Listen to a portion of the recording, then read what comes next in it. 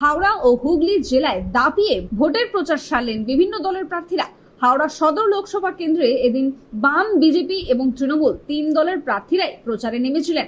সকাল সকাল রাম মন্দিরে পুজো দিয়ে প্রচার শুরু করেন বিজেপির প্রার্থী রথীন চক্রবর্তী। দক্ষিণ হাওড়ার হাঁসখালি পোল এলাকায় জনসংযোগ সারেন তিনি।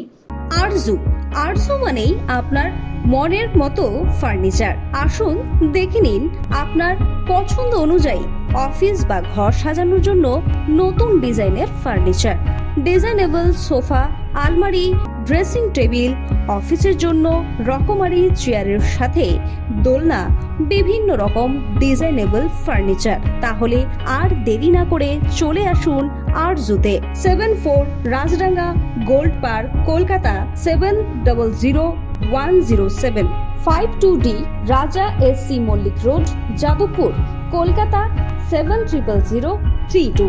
Phone number 8100472255, 8240411427। অন্যদিকে তৃণমূলের বিদায়ী সাংসদ তথা এবারের প্রার্থী প্রসূন বন্দ্যোপাধ্যায় সারাদিন বিভিন্ন এলাকায় ঘুরে ঘুরে প্রচার করেছেন।